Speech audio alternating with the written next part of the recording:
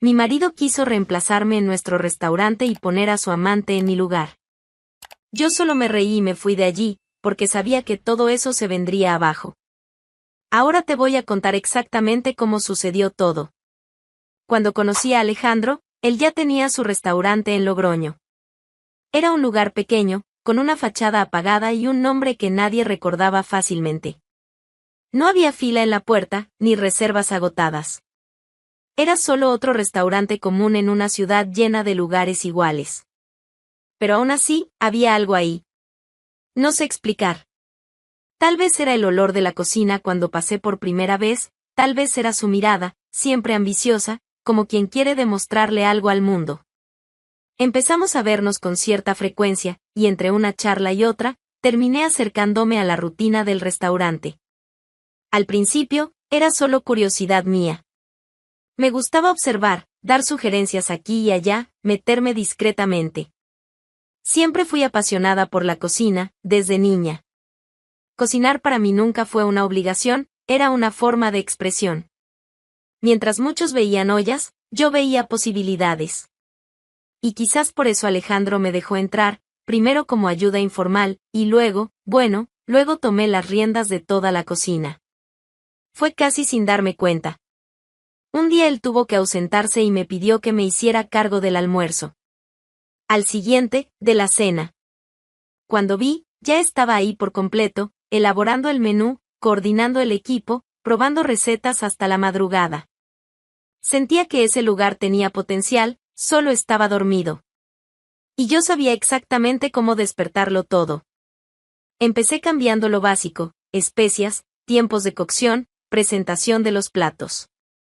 Nada extravagante, pero hecho con cuidado. Luego vinieron las ideas más atrevidas, combinaciones que no estaban en los libros, platos inspirados en mis raíces y en las historias que llevaba conmigo. Y, para mi sorpresa, los clientes comenzaron a notarlo. Las mesas se llenaban más rápido, la gente salía comentando, y pronto el nombre del restaurante, ese que antes nadie recordaba, empezó a aparecer en sitios locales, grupos de comida y en el boca a boca de gente exigente. La mirada de Alejandro cambió. Empezó a caminar por el salón con el pecho más inflado, la barbilla más levantada. Les decía a los amigos que estábamos creciendo, pero en el fondo, yo sabía, lo que marcaba la diferencia era lo que salía de mi cocina. No era solo comida.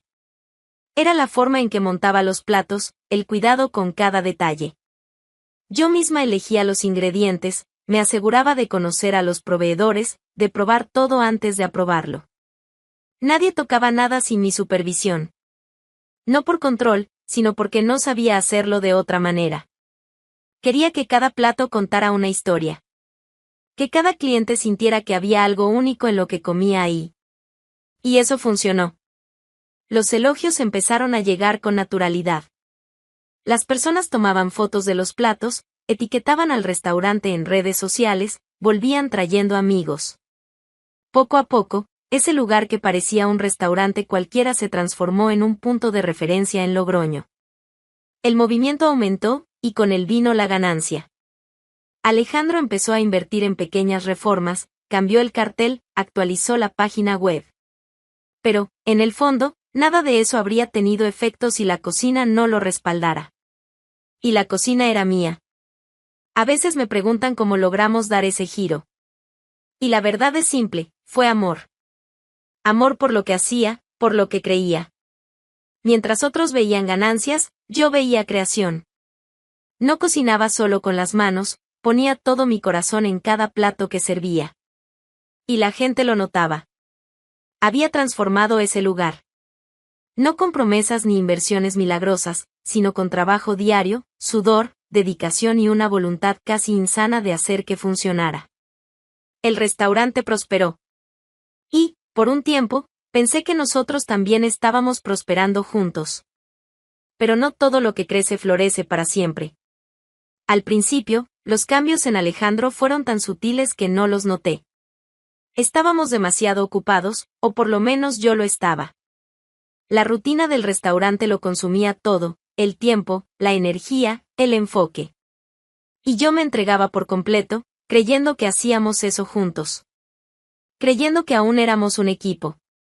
Él decía que necesitaba resolver cosas fuera, que tenía reuniones con proveedores, charlas con inversores, cenas con posibles socios. Y yo le creía. Porque, al fin y al cabo, el restaurante estaba creciendo. Me parecía natural que buscara expandirse, involucrarse en otros aspectos. Lo que no notaba era que, poco a poco, se estaba alejando.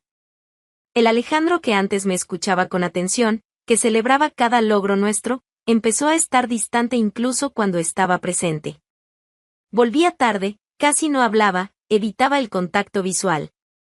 Y cuando yo preguntaba, soltaba una de esas respuestas rápidas, como si yo estuviera exagerando, como si fuera cosa mía.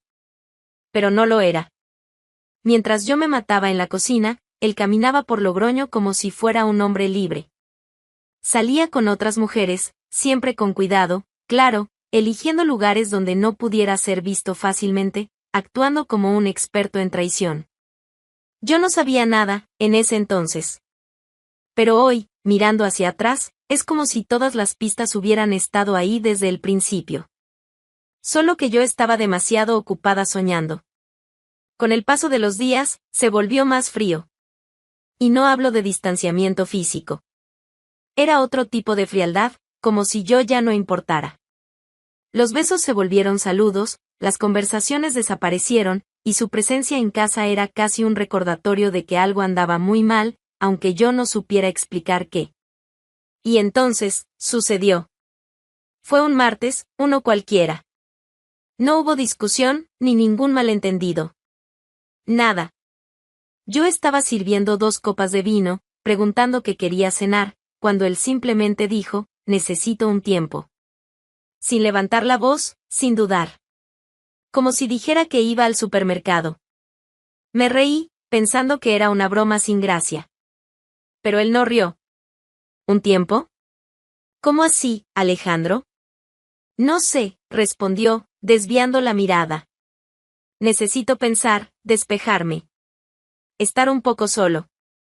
Y antes de que pudiera reaccionar, ya estaba tomando las llaves. No se llevó maleta, ni ropa, ni nada. Simplemente se fue. Como si hubiera apagado una luz. Me quedé parada en la sala por un tiempo que no sé medir. La mente en blanco, el cuerpo paralizado. Traté de pensar si había dicho algo, hecho algo, olvidado algo. Pero nada tenía sentido. No había motivo. No hubo pelea. Solo un necesito un tiempo lanzado como quien deja un objeto viejo en la calle. Esa noche no dormí. Caminé por toda la casa, miré fotos, leí mensajes antiguos, busqué alguna pista, cualquier señal. Pero todo parecía normal hasta entonces. Y tal vez ese haya sido el golpe más duro, la traición no empezó con un error, sino con una decisión silenciosa. Una elección fría. Una cobardía.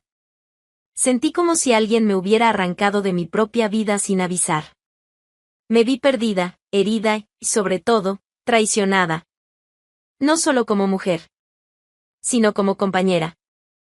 Como alguien que lo dio todo para construir algo en pareja y fue dejada atrás sin siquiera tener el derecho de entender el porqué.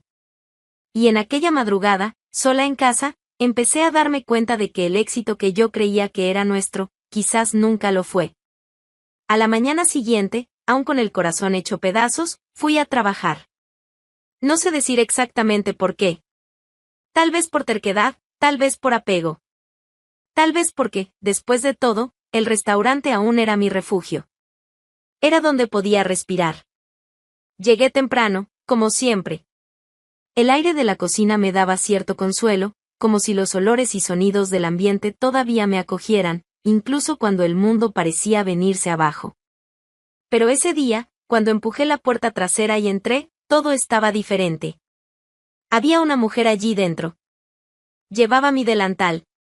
Estaba de pie frente a la encimera donde yo solía cortar los vegetales. Tenía una sonrisa torcida en el rostro, como si ya supiera lo que estaba a punto de pasar. Y, a su lado, como si fuera la escena más natural del mundo, estaba Alejandro. Ni siquiera fingió sorpresa. Simplemente cruzó los brazos y dijo, con la voz más fría que le he oído jamás, Paula, ya no necesitas venir. A partir de hoy, quien se encarga de la cocina es Lucía. Tardé algunos segundos en entender. Miré a la mujer, lo miré a él. La sangre desapareció de mis manos. Todo mi cuerpo se congeló. ¿Y cómo? Mi voz salió casi en un susurro. Estás fuera. Ya no hay lugar para ti aquí. Es mejor que lo aceptes, respondió él, sin titubear. El equipo estaba allí. Los cocineros que crecieron conmigo. Los camareros que vi empezar inseguros y que ahora se manejaban con maestría. Todos en silencio, paralizados. Ninguno me miró a los ojos. Nadie supo qué hacer. ¿Me estás despidiendo de mi propia cocina?, pregunté, tratando de contener la respiración, intentando mantener la dignidad. El restaurante es mío, Paula, respondió, como si fuera una verdad absoluta, como si mi trabajo hubiera sido desechable. Y ahora, ella es mi chef. Fue como recibir una bofetada. Una bofetada seca, sin previo aviso, delante de todos. No hubo gritos. No hubo escándalo. Solo el sonido de algo dentro de mí rompiéndose. No lloré en ese momento. Todavía no, mi cuerpo entró en modo de supervivencia. Tragué en seco. Di la vuelta. Caminé hacia la puerta con pasos firmes, aunque mis piernas amenazaban con ceder. Pero en cuanto salí a la calle, con la fachada del restaurante a mis espaldas, me derrumbé. Me senté en la acera, abracé mis rodillas y lloré como una niña. El rostro enterrado en las manos, el pecho doliendo como si algo hubiera sido arrancado de dentro de mí. No era solo el restaurante. Era la traición, la humillación, la sensación de haber sido usada hasta el último hilo de utilidad y luego descartada como basura. No contuve ninguna lágrima. Y no importaba quién pasara, quién mirara. En ese momento, ya no era la chef elogiada, ni la socia de un negocio exitoso. Era solo una mujer rota, sentada en la acera, tratando de entender cómo alguien puede borrar la historia de otra persona así, sin siquiera pestañear. Me fui caminando. Despacio. Como quien lleva un cuerpo vacío. En casa, me encerré en el cuarto. Y allí, sola, lloré durante horas. No por la pérdida del empleo, sino por todo lo que entregué y nunca fue reconocido. Por todos los sueños que planté en ese lugar y que, de un momento a otro, fueron pisoteados sin compasión. Ese día, algo dentro de mí murió. Pero lo que yo no sabía aún, es que otra cosa estaba a punto de nacer. Fueron días sin saber qué hacer. Sin levantarme de la cama, sin comer bien, sin abrir las cortinas. Caminaba por la casa como un espectro, arrastrando recuerdos detrás de mí. A veces, despertaba en mitad de la noche creyendo que aún tenía pedidos que revisar, ingredientes que chequear, equipo que guiar. Pero todo eso ya no me pertenecía. Me sentía vacía. Humillada. Había sido arrancada de mi propia historia como si no tuviera ningún valor. Y el silencio de la casa solo aumentaba la sensación de derrota. Fue entonces cuando apareció Julia. Mi hermana menor, cabeza siempre en alto, recién graduada en gastronomía, llena de planes y sin paciencia para las injusticias. No tocó la puerta, entró directo, como siempre lo hacía. Llevaba una bolsa de compras en una mano y un brillo irritante de determinación en los ojos. Basta, Paula. Levántate. Y Julia, ahora no, por favor, pedí, con la voz débil. Ahora, sí. Te vas a levantar, te vas a bañar y vas a cocinar. Aunque sea un arroz blanco. Pero vas a levantarte. Intenté ignorarla. No me dejó. No eres basura. No eres desechable. Él te quitó todo, pero no te quitó lo que tienes en las manos. Y tú sabes muy bien lo que tienes en las manos. Ella no gritó. Afirmaba. Como quien sostiene a otra en medio del naufragio. En los días que siguieron, volvió otras veces. Cocinaba conmigo, me hacía probar recetas nuevas, traía libros, cuadernos de notas, videos de chefs que admirábamos. Me recordaba, con cada gesto, quién era yo. Y entonces, una noche en que tomábamos un café simple en la cocina de nuestra madre, Julia lanzó la idea, abramos el nuestro. Tú y yo. Un restaurante solo nuestro. Pequeño, simple. Pero verdadero. Me reí. Primero por miedo. Después por incredulidad. ¿Con qué, Julia? ¿Con buena voluntad y orégano? Ella no se rió. Con coraje. Y con amor. Lo que una vez construiste, puedes volver a construir. Solo que ahora, sin depender de nadie que trate tu talento como moneda de cambio. Sus palabras me golpearon como un puñetazo dulce. Parte de mí aún no creía que podía intentarlo de nuevo. Pero otra parte, más terca, más profunda, comenzaba a despertar. Le contamos todo a nuestra madre. Mostramos los planes. Los cálculos. Lo que se podía hacer con poco, lo que podíamos improvisar, lo que podíamos esperar. Y aún sin tener mucho, ella dijo simplemente, si lo van a hacer con verdad, yo ayudo. Con lo poco que ella tenía ahorrado, logramos alquilar un espacio modesto. Pequeño, antiguo, necesitado de reformas. Pero tenía ventanas grandes y una energía que recordaba a los comienzos. Nos arremangamos. Pintamos paredes, lijamos mostradores, limpiamos azulejos con cepillos de dientes. Reíamos, peleábamos, soñábamos. Cada detalle tenía nuestro toque. Las recetas, el nombre, los utensilios reutilizados, la cocina comprada de segunda mano. Todo con alma. Todo hecho por nosotras. Era un nuevo comienzo. No había lujo, ni glamour. Pero había verdad. Había entrega. Y eso, lo conocía bien. Mientras Julia y yo dábamos forma a nuestro nuevo restaurante, con cada plato probado hasta el cansancio, cada detalle hecho a mano, cada centavo contado, algo curioso comenzó a suceder al otro lado de la ciudad. Aún no sabía los detalles, pero lo que Alejandro intentaba sostener, empezaba a desmoronarse. La mujer que puso en mi lugar, esa que tomó mi cocina como si bastara con ponerse un delantal y sonreír, no tenía ninguna preparación.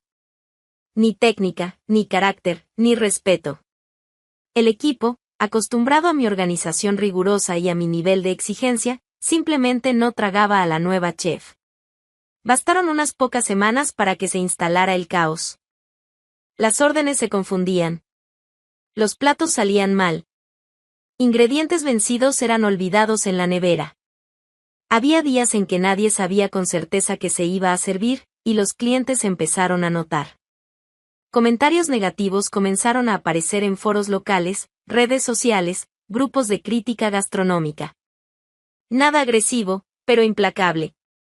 Bastaba un era mejor antes para dejar claro de dónde venía la decadencia. Los cocineros comenzaron a renunciar. Uno a uno. Gente valiosa, que creció conmigo, que aprendió conmigo.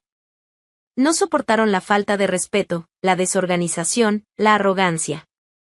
El equipo de salón, antes afinado como una orquesta, empezó a caminar con la cabeza baja, apagado. Alejandro, aunque intentaba mantener las apariencias, no lograba ocultar la desesperación que crecía por dentro. Era visible, sus ojos ya no tenían ese brillo inflado de antes. Y los clientes, esos se fueron esfumando poco a poco. La clientela fiel, la que venía por el sabor, por el alma de la comida, nunca estuvo allí por la decoración ni por el nombre del dueño. Estaban porque sentían algo. Y lo que se sentía ahora, era vacío. Ya no había elogios. Ya no había fila. Los platos volvían casi intactos. El salón, antes ruidoso con conversaciones animadas, quedó silencioso y árido. El restaurante que ayudé a levantar con sudor y amor se deshacía en las manos de quien creyó que el talento se reemplaza como si fuera ropa. Lejos de allí, nuestro restaurante seguía siendo modesto, pero tomaba forma con verdad. Julia y yo trabajábamos en total sintonía. Probábamos recetas hasta tarde, quemábamos algunas, acertábamos otras, nos reíamos de los errores y aprendíamos con ellos. Cada cliente que entraba era tratado como único. Cada plato servido llevaba una historia. Y poco a poco, la gente empezó a volver. Sí, volver. Algunos reconocían mi rostro, otros solo reconocían el sabor. Y todos se iban comentando. Así fue como nuestro nombre empezó a circular. De boca en boca, con gratitud.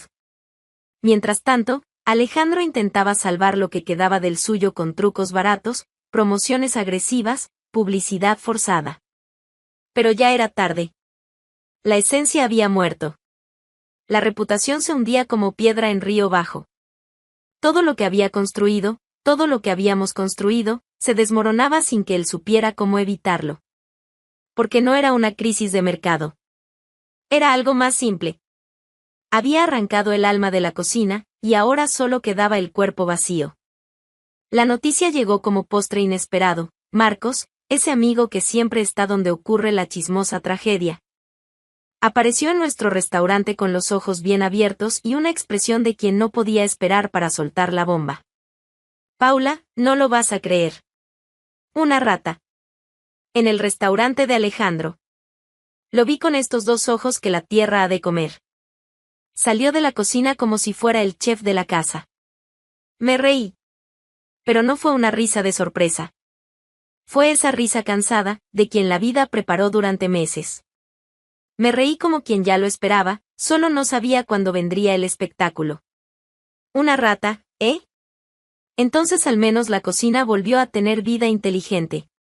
Julia abrió los ojos como platos. El silencio se volvió plan de acción. En menos de 24 horas ya teníamos reportes, capturas de reseñas negativas y publicaciones indignadas en redes sociales. Nada inventado. Solo la verdad. Y fue la verdad la que usamos para redactar una denuncia formal al Ministerio de Salud. Elegimos el día con precisión. Y claro, hice cuestión de ir personalmente. Porque hay cosas que uno necesita ver con sus propios ojos, no por duda, sino por placer. Entramos juntas al restaurante. Julia y yo, con la cabeza en alto, como quien regresa a la escena del crimen, solo que ahora como testigo de la condena. Alejandro estaba en el salón, intentando parecer ocupado. Cuando nos vio, se congeló. La amante, Lucía, la impostora del delantal, estaba detrás del mostrador, moviendo unas ollas con la expresión de quien ni siquiera sabe si es sal o azúcar. Mira nomás, qué sorpresa, dije, abriendo una sonrisa amplia, sarcástica. ¿Todavía están sirviendo o ya se convirtió en zoológico? Alejandro caminó hacia nosotras con la misma postura de siempre, intentando parecer en control, aunque el suelo se hundiera bajo sus pies. ¿Qué hacen aquí? Turistas. Vinimos a conocer la fauna local. Y quién sabe, denunciar una amenaza biológica en extinción, la higiene. Antes de que respondiera, llegaron los inspectores. 2. Fríos. Portapapeles en mano y ojos entrenados. Se presentaron, fueron directo a la cocina.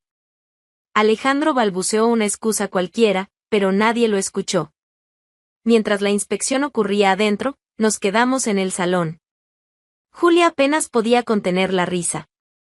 Yo observaba los detalles, las paredes sucias, el piso grasiento, el olor tibio de comida mal hecha. Lucía intentaba actuar con naturalidad, pero sudaba como si estuviera por freírse ella misma en la sartén. Minutos después, los inspectores volvieron.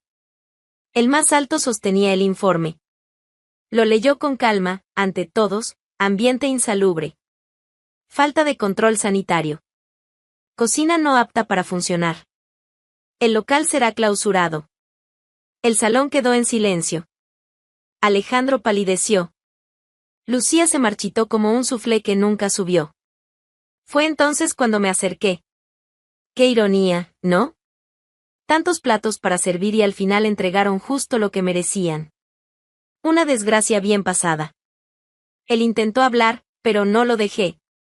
Me sacaste de mi cocina como si yo fuera desechable. Como si el talento viniera embutido en la factura de la luz. Cambiaste el alma del restaurante por una carita sin noción de mise en place. Y ahora ahí estás, clausurado. Por falta de limpieza. Te lo dije, sin mí, eso se volvería una cloaca gourmet. Me giré hacia Lucía, que me miraba con los ojos llenos de lágrimas. Y tranquila, querida. No todo el mundo nació para freír algo más que su propio ego. Después miré alrededor. Aquello, que un día fue mi orgullo, ahora era una ruina a cielo abierto. Y por más que doliera, confieso, fue delicioso ver la caída de cerca. Alejandro estaba parado en medio del salón, sin saber dónde meter las manos, el orgullo o a la amante. Lucía todavía intentaba sostener alguna pose, pero el delantal arrugado, el maquillaje corrido y el olor a fritura vieja no ayudaban mucho. Me acerqué despacio, como quien va a servir el plato más esperado de la noche. Entonces, Alejandro, ¿recuerdas cuando me dijiste que el restaurante era tuyo? Él me miró. Sin respuesta. Pues mira. Ahora es del Ministerio de Salud. Con suerte, quizás te dejen limpiar el piso cuando lo reabran. Pero eso sí, esfuérzate más con el recogedor esta vez. La última rata se fue riendo. Lucía dio un paso al frente, como si fuera a defender una honra que nunca tuvo. ¿Esto es crueldad, crueldad? No, querida. Crueldad es servir camarón mal cocido con salsa de ego y pensar que eso es alta gastronomía. Lo que estoy haciendo aquí, es solo justicia. Con sazón ácido. Ella bajó la mirada. Y me giré hacia él. Alejandro. El hombre que un día sonrió a mi lado, luego lo hizo a mis espaldas. Ahora ya no sonreía. Estaba vacío. Por primera vez, parecía entender lo que había perdido. Puedes engañar a la gente por un tiempo. Puedes disfrazar tu mediocridad con una fachada bonita, vino caro y una mujer nueva. Pero una cocina de verdad no perdona a quien finge saber lo que hace. Di un paso atrás, respiré hondo y sonreí. Y ahora, Alejandro, ahora no eres más que otro nombre olvidado entre las mesas vacías que yo ayudé a llenar. Salí de allí con la cabeza en alto. No necesitaba gritar, ni llorar. Aquella escena, por sí sola, ya lo decía todo. Y lo que vino después, fue aún mejor. Nuestro restaurante, el mío y el de Julia, empezó a crecer de verdad. No fue magia. Fue trabajo, todos los días. Recetas que contaban historias, clientes que volvían, el boca a boca que esparcía la verdad. Gente entrando y diciendo, me dijeron que aquí hay comida con alma. Y tenían razón. Allí había más que comida. Había renacimiento. Formamos un equipo pequeño, pero fiel. Gente que creía. Gente que estaba allí no por un sueldo, sino porque sentía orgullo de cada plato que salía de nuestra cocina. Invertimos en proveedores locales, en ingredientes frescos, en técnica. Pero, por encima de todo, invertimos en la verdad. Las críticas empezaron a llegar. Buenas. Luego, excelentes. El nombre del restaurante, simple, directo, con nuestra firma, apareció en una lista de los más prometedores de La Rioja. Y fue en ese momento cuando me di cuenta, lo que Alejandro intentó apagar, se volvió luz. Nunca más supe de él. Ni de Lucía. Desaparecieron entre sus propios errores, como si el tiempo se los hubiera tragado sin masticar. Lo que quedó fue el eco de una elección, la de quienes creen que el talento puede ser reemplazado por encanto y conveniencia. ¿Y la realidad? Esa no acepta impostores por mucho tiempo. Hoy, cuando entro en la cocina, no necesito probarle nada a nadie. Ni justificar mi lugar. Es mío. Porque lo construí. Porque sangré por él. Porque cociné cada maldito recuerdo hasta que se volvió combustible. Y si algún día él aparece por aquí, que entre, se siente, y vea de cerca lo que perdió. Porque ahora, Alejandro, quien escribe el menú soy yo. Y el plato del día, es justicia bien servida. ¿Y tú? ¿También fuiste echado de algún lugar y luego viste todo derrumbarse sin mover un dedo? Comenta aquí abajo. Vamos a intercambiar recetas de venganza pasiva, la mía se sirvió fría, con un toque de sarcasmo y final feliz.